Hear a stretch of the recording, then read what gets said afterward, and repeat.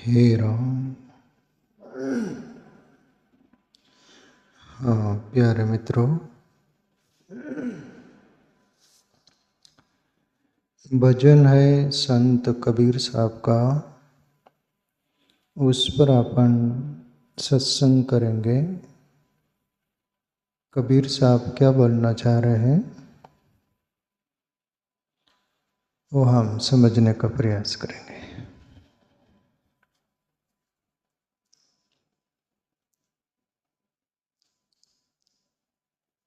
सदगुरु कबीर साहब अपने सदगुरु के प्रति अवभाव से भरे हुए हैं और जो सदगुरु से मिला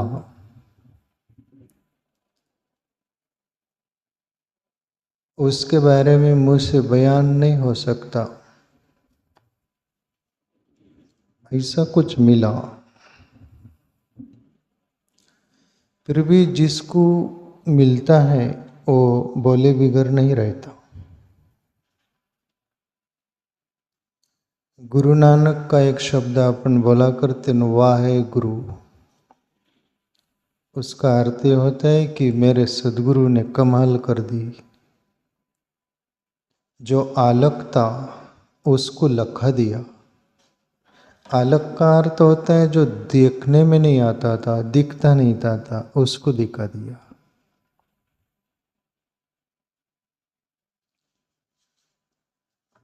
और सदगुरु का वो दिया हुआ प्रसाद के बारे में धन्यवाद से भरकर न कुछ। धन्यवाद दे तो कृतज्ञता हो जाती है। ब्रह्मानंद का एक भजन है ना, उसमें ब्रह्मानंद भी बोले, कौन करूं गुरुदेव की भेंट, न वस्तु दिसे त्यों लोकन में, ब्रह्मानंद समान होए दिल, धन मानिक लाख करोड़ दिया। ब्रह्मानंद बोले, कौन करूं गुरुदेव के भेंट, मेरे सदगुरु को क्या भेंट करूं, मेरे पास देने को है क्या। अपन भी प्यारे मित्रों सदगुरुओं को, गुरुओं को, संतों को कुछ देते हैं ना, तो हमारे पास देने के लिए कुछ पैसा है, कुछ वस्तु है, कोई चीज है, जो हमारे पास है वही देते। पर संत उसकी परिभाषा समझते हैं कि तुम्हारे पास देने को यही है, पर इसमें ही तुम्हारा आंतरिक भाव, प्रेम, श्रद्धा छुपी हुई है। कौन करूं गुरुदेव की भेंट, न वस्तु दिसे तीनों लोकन में। ब्रह्मानंद बोले कि तीनों लोकों में तो दिखता नहीं, मेरे गुरु को क्या भेंट करूं मैं। समान होए दिल, मन लाख करोड़, धन मानिक दिया। बोले लाख दे दूं, करोड़ दे दूं, हीरे मोती दे दूं, सब कुछ दे दूं, तो भी हृदय गवाही नहीं देता।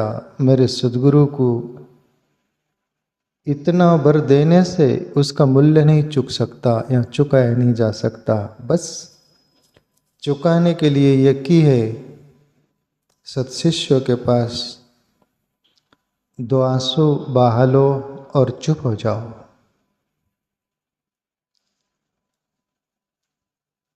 कबीर साहब भी सदगुरु रामानंद के प्रति अवभाव से भरे हुए हैं और बोलते हैं,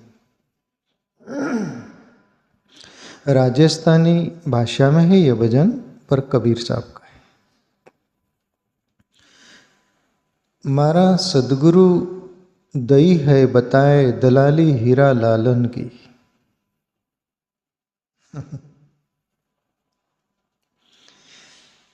प्यारे मित्रों, यहाँ दलाली सब कर रहे, पर दलाली अपने अंदाज की, अपने ढंग की है।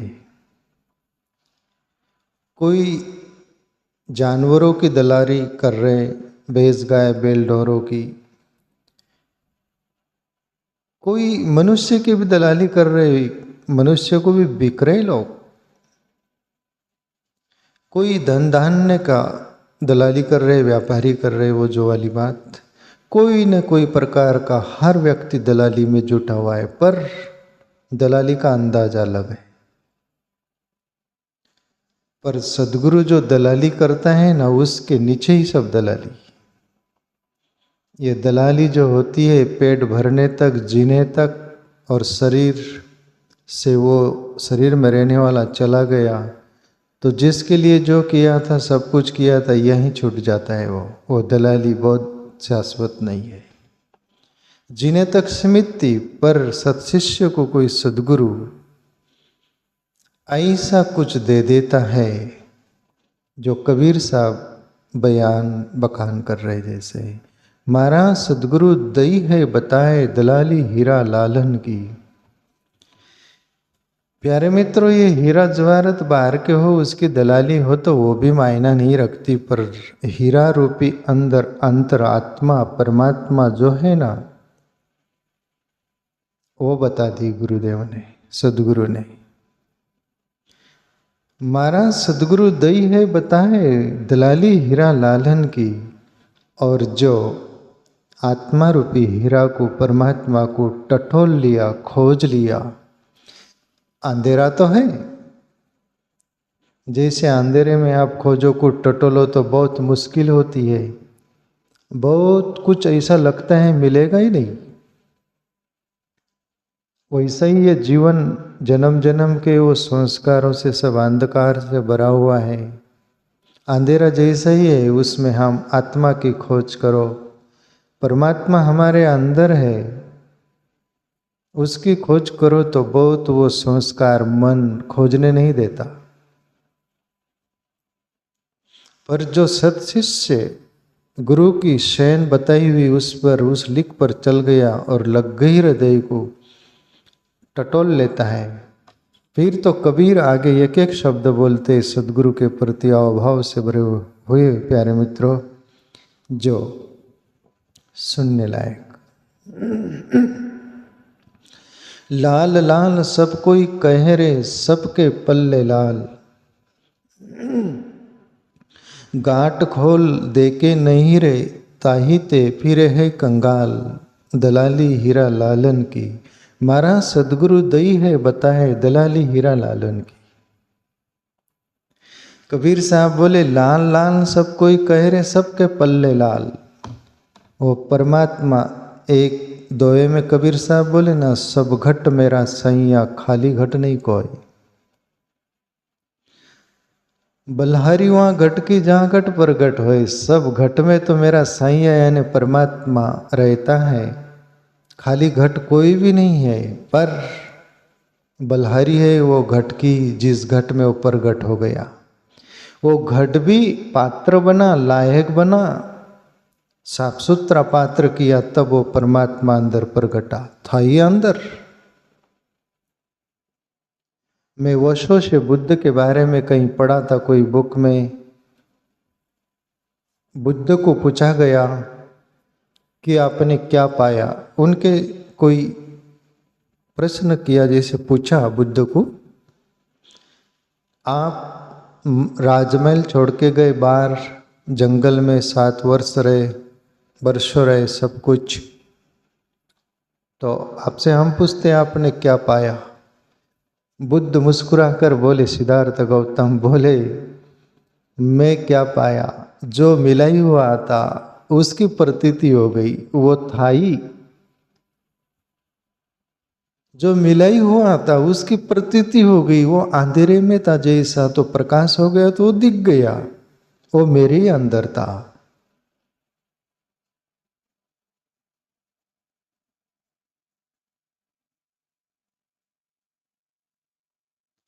मीरा का एक पंक्ति याद आती है, औरों के पिया परदेश बसत है, लिख लिख भेजत पाती, मेरो पिया मेरे हिये बसत है, कहीं जाती ना आती।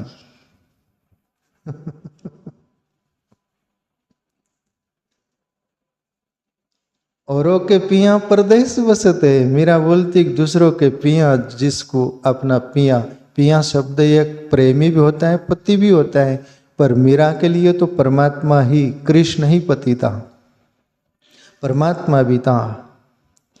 मीरा बोली कि दुनिया का पिया जो है परदेश बसता होगा, बोले वो लिख लिख कर पाती भेजती कब आओगे। पर मेरा पिया मेरे ही बसत है, मेरा पिया मेरे हृदय में ही बसता है, ना कहूं जाती ना आती। न वो मुझसे दूर था न मैं उससे दूर था, आता न नजर था तो मेरा ही नजर का कसूर था। दिले तस्वीरें है यार, जबकि गर्दन झुका ली दीदार कर लिया। सदगुरु कबीर साहब बोल रहे लाल लाल सब कोई कहे रे सबके पल्ले लाल। सब दुनिया चिल्लाती है कि सबके अंदर आत्मा सो परमात्मा, आत्मा सो परमात्मा। चिल्लाती कि नहीं, बोलती कि नहीं, आत्मा सो परमात्मा, फिर दिखता क्यों नहीं? है तो पारदी वाली बात होगी। वो पक्षियों का बॉस जो था ना, पक्षी बड़ा बॉस राजा उनका, वो सब पक्षियों का बॉस बनकर ये बोलता था, रोज पारदी आता है जाल बिछाता है, हे पक्षियों तुम फंस मत जाना। ये महीनों बीत गए, साल बीत गए, वो हाथ में आते ही नहीं। पारदी रोज चला जाता शिकारी। एक दिन पारदी शिकारी के मन में आया कि ये बॉस सही है कि गलत है, देख ले। जाल बिछाया, दाने डाला, तो जो बोलता तो वही पहले आया। तब पारदी को लगा, शिकारी को, अरे ये केवल बोल बच्चन था। ऐसे ही दुनिया में चलता है, आत्मा सो परमात्मा। सभी को मालूम है, जानते हैं, फिर क्यों नहीं खोजते?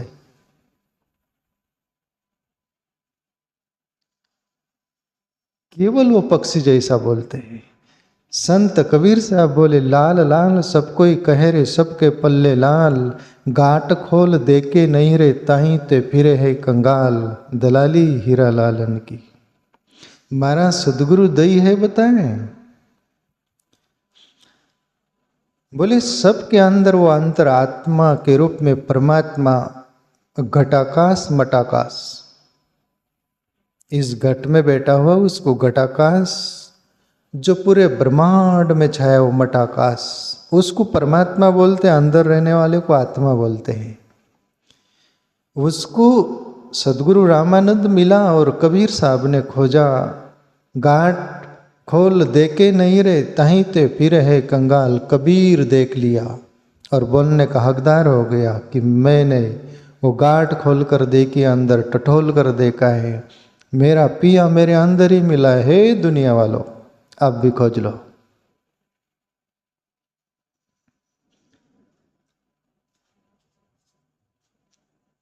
गुरु नानक बोले ना, काहे रे बन खोजन जाई, सर्व निवासी सदा आले पातोरे ही संग समाई।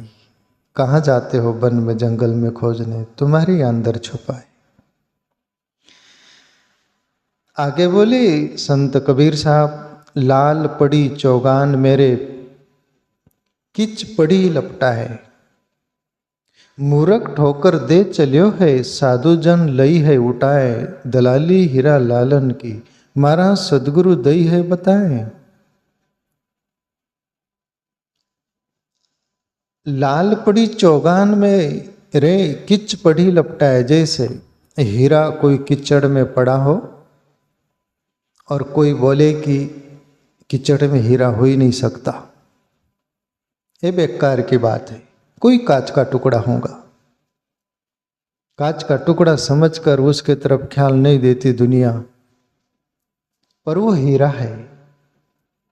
ऐसा ही ये शरीर जो है कीचड़ जैसा, भी मान लो इसमें क्या है, मांस मज्जा खून हड्डी मलमूत्र सब, अंदर देखो तो मसाला, कीचड़ जैसा ही है सब कुछ, पर उसमें आत्मा रूपी हीरा रहता है। उसको बोल रहे कबीर साहब, लाल पड़ी चौगान मेरे किच पड़ी लपटाए।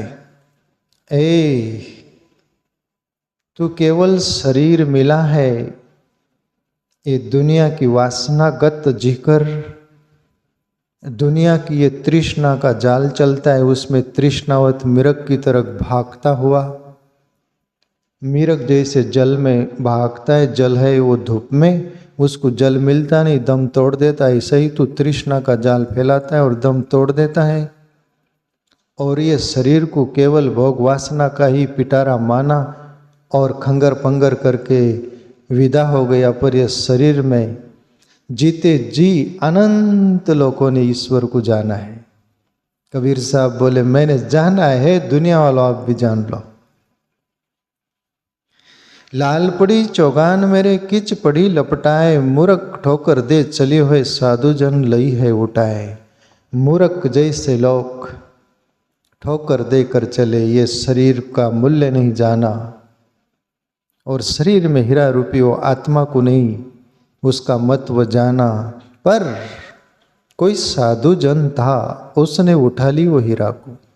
कोई सदगुरु मिला और इशारा कर दिया सेन और उस पर चल पड़ा शिष्य और मंजिल तक पहुंच गया, जैसे कबीर पहुंच गए। प्यारे मित्रों, इतना ही मूल्य नहीं जीवन का। आगे संत कबीर साहब बोले, सदगुरु ऐसा कीजिए रे जीव मेहंदी का पात, लाली तो वहाँ के भीतर माई, हरियल है वहाँ की जात, दलाली हीरा लालन की। मारा सदगुरु दई है बताए।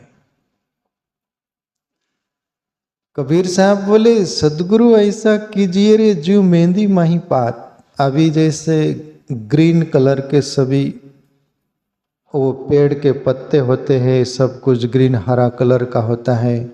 मेहंदी भी हरे कलर की होती है, पर मेहंदी का कुछ रस से अलग है। दूसरे ग्रीन पत्ते को आप तोड़ो तो वो ग्रीन ही उसमें रस निकलेगा या और कुछ निकलेगा दूसरा सफेद जो भी जैसा भी। पर मेहंदी को तोड़ो ना, उसमें रस निकालो ना, तो वो लाल रहता है, वो कुछ रंगा हुआ है अंदर से। कबीर साहब इशारा कर रहे, यदि सदगुरु करना हो ना, गुरु करना हो ना, तो कोई सदगुरु को खोजना जो सत्य को अनुभव कर लिया, उसको सदगुरु बोलते हैं। यहाँ गुरु अनेक होते हैं, पर सदगुरु ईश्वर को सत्य को जाना हुआ कोई एक के दो के होते हैं। इसलिए कबीर साहब इशारा कर रहे हैं, मैंने सदगुरु रामानंद को खोजा, आप भी कोई सदगुरु को खोज लेना जो सत्य को अनुभव कर लिया है। वो जैसे मेहंदी के पत्ते में लाल ली रही थी ना, वैसे वो सदगुरु में अंतर आत्मा परमात्मा औरत चेतना के रूप में बहते रहता है। और वो चिंगारी कभी तुम्हारे पर गिर गई ना, तो तुम्हारी भी जोत जल जा सकती है। इसलिए सदगुरु ऐसा कीजिए रे जीव मेहंदी माई पात, लाली तो वहाँ के भीतर माई, हरियल है वहाँ की जात। बोले गुरु साधु संत जो होते हैं सभी वेशभूषा से, कपड़ों से, आश्रम मठ कुटिया से, जो भी कुछ सब एक जैसे दिखते, जैसे हरे पत्ते दिखते वैसे। पर आप भ्रम में मत पड़ना, अंदर खोजना टटोलना, इसने सत्य को जाना है क्या। विवेकानंद वो तड़पती प्यास थी। मैंने वर्षों से कहीं पढ़ा था कोई बुक में, रविंद्रनाथ टैगोर शायद समंदर की बेट कलकत्ता से, रविंद्रनाथ टैगोर कलकत्ता तरफ ही हुए, कलकत्ता में ही हुए। रविंद्रनाथ समंदर के बेट पर साधना कर रहे थे, ब्रिज पर, ब्रिज और जो बेट होता है ना ऐसा कुछ, वो विवेकानंद को पता चला कि ये रविंद्रनाथ साधना कर रहे, सत्य को जान लिए, क्या समुद्र में कूद गया और वो बेट पर पहुंच गया। वो रविंद्रनाथ टैगोर का गर्दन पकड़ लिया विवेकानंद। रविंद्रनाथ टैगोर घबरे कि क्या बात है भाई, क्या बात है। बोले आपने सत्य को जाना है, ईश्वर को। वो बोले अरे भाई बैठ, थोड़ा शांति से बात करेंगे। और गर्दन छोड़ा और विवेकानंद ये बोल के कूद गया कि तू सत्य को नहीं जाना, तू झिझक गया। जाना होता तो सीधा बोलता हाँ मैंने जाना, तूने अभी जाना नहीं, तेरे अंदर से वो सत्य दो टूक आया नहीं। तो बोला बैठ, थोड़ा अपन चर्चा करेंगे। तो अभी खोज रहा है साधक, मैं सत्य के, मैं सदगुरु के खोज में हूँ। और रामकृष्ण परमहंस के पास पहुंचा। रामकृष्ण परमहंस भी कलकत्ता में ही ना, उधर बेलूड़ मठ आदि जो। रामकृष्ण के पास पहुंचा और रामकृष्ण परमहंस विवेकानंद बोले कि बाबा जी, आपने सत्य को, ईश्वर को जाना है क्या? रामकृष्ण परमहंस बेझिझक बोले हाँ मैंने जाना है। बोले तुझे देखना है? बोले हाँ, और एक झलक बता दी। विवेकानंद शिष्य बन गया।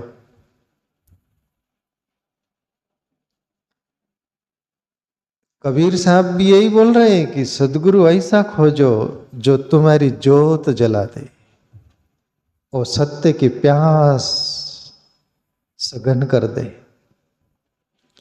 तुम्हें अस्त व्यस्त कर दे। सदगुरु ऐसा कीजिए रे जो सदगुरु ऐसा कीजिए रे जो मेहंदी का पात, लाली तो वहां के भीतर मई हरियल है वहां की जात।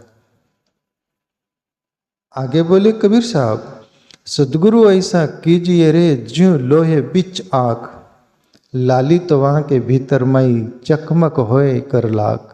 दलाली हीरा लालन की हमारा सदगुरु दई है बताए।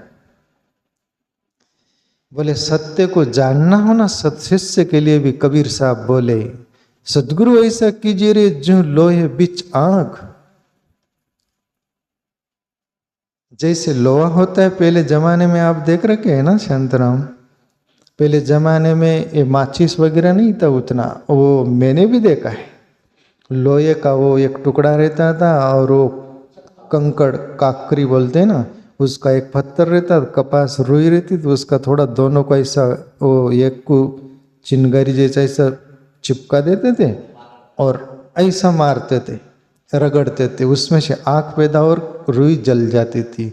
बोले सत्य को जानना है ना तो रुई की तरह हो जाओ, वो चोट से घबरो मत कि अपने को बचाना मत।